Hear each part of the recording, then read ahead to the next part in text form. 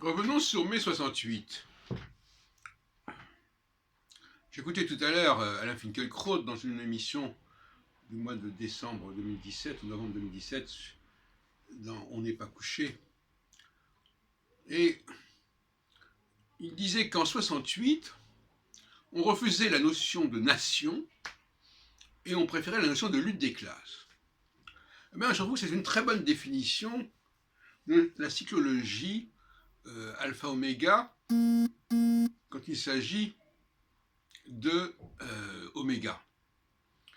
Puisque la période oméga, qui dure 3 ans et demi, comme la période alpha, je renvoie à mes textes là-dessus et à mes vidéos, la période oméga est celle du refus d'être englobé dans un seul et même ensemble. Donc refuser la nation et reconnaître qu'il y a des différences et que ces différences seraient être acceptées dans le cadre du gaullisme, le gaullisme étant une sorte de volonté d'unité absolue, de nationalisme qui refuse et qui veut dépasser les différences, eh bien il est normal effectivement que mai 68 ait correspondu à cette prise de conscience d'un refus d'appartenance collective. J'ai déjà dit qu'en mai 68, j'étais en Israël et que j'avais été marqué par, dès le mois de juin-juillet 67, par la guerre des 6 jours, que j'avais d'ailleurs été en Israël dès le mois de juillet 67, et que j'étais revenu après au mois d'avril pour 1 an et demi, après de courts séjours en France. Et c'est la même chose, c'est la volonté de se démarquer, d'affirmer sa différence par rapport à un groupe dans lequel on risquait d'être englobé un petit peu rapidement. Alors ce qui est intéressant, c'est que en 2018, 49 ans, 50 ans après, on est la même configuration. Alors ça ne veut pas dire qu'on aura un nouveau mai 68, mais ça signifie que des ensembles d'un seul tenant, qui se voudraient d'un seul tenant, sont très fortement menacés. Évidemment, on pense en France à ce néo-gaullisme macronien, puisque quelque part, En Marche a des points communs avec le gaullisme de 1958, cette espèce de volonté de rassembler autour de soi des gens très différents.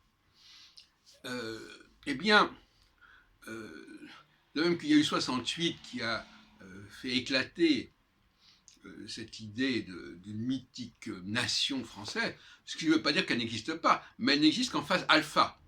En phase alpha, il y a cette revendication, cette affirmation, et quelque part, ça prend une forme, une certaine forme. Mais en oméga, tout ça s'effrite, tout ça se disloque. C'est constamment, la cyclologie, c'est constamment c'est Sisyphe, n'est-ce pas? On monte, on descend, etc. Incessamment et inlassablement et indéfiniment. C'est fou, cette philosophie. Camus, en ce sens-là, a anticipé sur cette problématique cyclique. Parce que monter et descendre, c'est un cycle. Et donc, il faut s'attendre, d'ailleurs j'en ai entendu parler ce matin même, ou hier, sur C'est dans l'air, à des remous au sein même de la République en marche, par rapport notamment à la question des migrants. Mais ce n'est qu'un élément. De toute façon, à un moment donné, ceux qui se sont retrouvés dans la République en marche vont vouloir affirmer leur identité particulière. Pas l'identité de la République en marche, mais l'identité des composantes de cette République en marche. Et cette identité va créer des remous, va créer des scissions éventuellement, qui vont mettre à mal le socle macronien. Et bien évidemment, ça se manifestera également au niveau de la nation. Puisque comme disait Finkielkraut, la nation, elle est en mauvaise posture à certaines périodes comme celle que nous allons traverser avec bon, on ne va pas rentrer dans les détails techniques de la phase alpha et l'oméga, enfin, pour les spécialistes, c'est le passage de Saturne au milieu du signe du Capricorne. Bon, Pour certains, cette affirmation va leur paraître complètement loufoque et fantaisiste, mais malgré tout, n'oublions pas quand même que la nouvelle cyclologie alpha-oméga sera probablement une des disciplines les plus importantes du XXIe siècle. Donc, bon, qui rira bien, qui rira le dernier. Donc voilà, donc effectivement, cette présentation de Finkielkraut dans On n'est pas couché m'a paru lumineuse. Moi-même, je ne l'ai pas tellement connu, parce que je répète, je n'étais pas à ce moment-là tellement impliqué dans ces processus. J'en avais d'autres en tête. Mais c'est des processus de dissociation. On se dissocie. Moi-même, j'ai élaboré une théorie des 4 niveaux, donc c'est plus tout à fait la lutte des classes, mais c'est 4 niveaux qui s'emboîtent les uns dans les autres, mais qui sont quand même en rapport de tension les uns par rapport aux autres.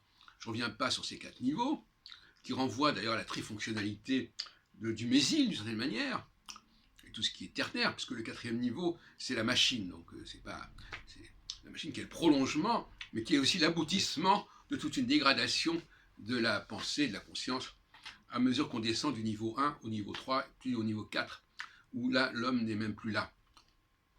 Et où il est enregistré, il est remplacé par la machine. Voilà ce que je voulais vous dire. Donc, on peut... Alors, évidemment, ça ne concerne pas spécialement la France, bien évidemment. Ça peut concerner tout n'importe quel pays. Ça peut concerner l'Union européenne aussi. Ce sont des fractures.